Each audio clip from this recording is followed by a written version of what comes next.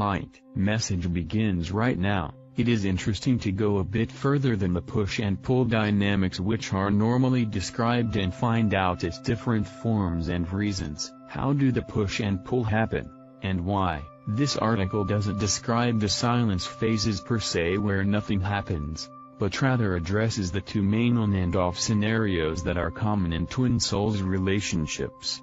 When one varies and adjusts to make sure that the other remains within control and within the boundaries of the relationship, it may happen that one of the partner doesn't want to explore the connection and seems to behave as the runner. In those cases, twin flames may be irresponsive, awkward, distant or cold, and their behavior is oftentimes described as inexplicably changing or in waves.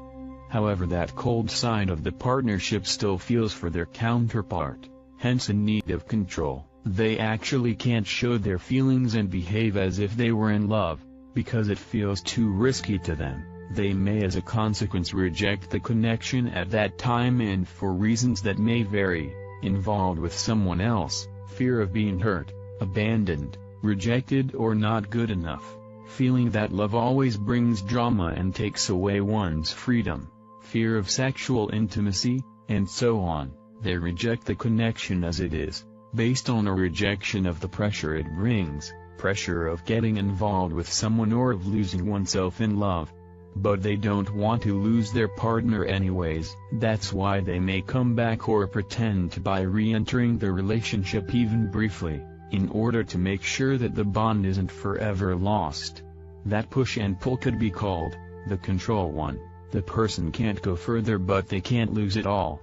They are actually terrified of moving either way, but as soon as they will feel their counterpart's energy leave, they'll try to find it again, even if this is to instantly let it go. In truth, in that first scenario, the runner simply wants to feel or hear the love of their partner again and find comfort there, but they may not engage their twin further after checking on it. That first kind of push and pull oftentimes happens in the first stages of the relationship, with a runner showing narcissist traits or when the chaser is truly attached. Their attachment is what draws them toward the nets of the runner. And the chaser may run to the runner anytime the latter makes a move toward the relationship. In other words, that dynamics can't be if the chaser has learned their own worth and boundaries. In that case, they will start to drift away as well when they feel this kind of controlling energy on them, and the runner has to change ways and strategy, consciously or not. Actually, that first dynamics shows a lack of completeness in both needing to be filled by the other, yet in different ways, when both meet and go on and off before the energy feels right for both. The other kind of push and pull scenario is of a different kind, as it isn't a you are moving out of boredom, so I need to catch you before you leave fully, but more a let's meet again and see where we both stand. In that dynamics, both counterparts are actually looking for balance and seeking at a soul level the moment energy when both are there for love, rather than attachment, neediness, lust of from making sure. They may come back to one another over and over until they both feel that there are no more cords, in a negative way, between them, but only a healthy thread of love between their hearts. They explore to feel things out, but, as they've both grown in completeness, the flames lessen. The chaser is less dependent and expecting, while the runner shows more stability and grounding, and won't move out before reattaching out of fear.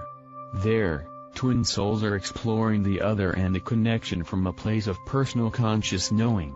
I want to explore that connection on a committed basis, and fullness.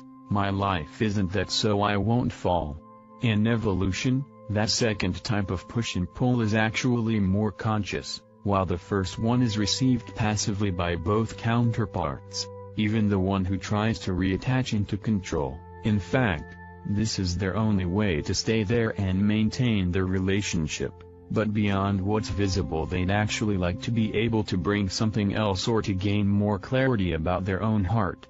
The releasing of the control part allows to move to that second type of dynamics between both twin souls. When the energy of control is released, which actually was a stay there even if I give you something that you don't like, A real letting go takes place, and for both.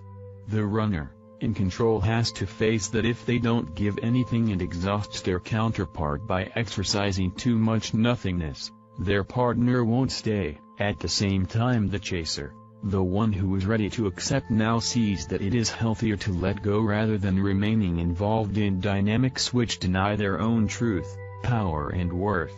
They let go of a potential outside success or benefit.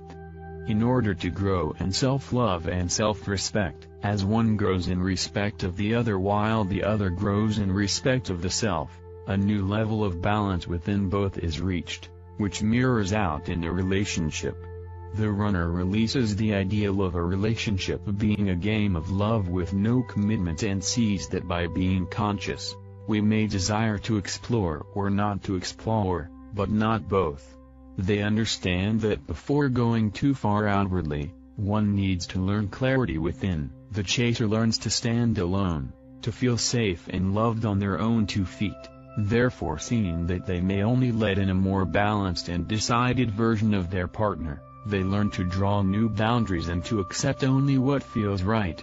They learn that we shouldn't compromise in love, even in the name of a possible magical feast. That second type of push and pull is interesting and beautiful because it respects both individuals. Actually, it is about exploring the relationship from a place of individual balance, until it clicks and feels right. It is exploring as an investigator or a traveler, without the need to have it or an unhealthy desire to keep. It is exploring from a place of honor, worth, dignity and self-equilibrium. And from a space of true ability, or shall I say desire, willingness, almost digged up from the loss, to fall in love. I've enjoyed connecting with you. Much love to all of you soul sisters, brothers. Watch DNA Awakening previous videos for better understanding. New subscribers will be updated with the latest articles and informations. We hope this channel has helped you discover where to start on your actual spiritual path.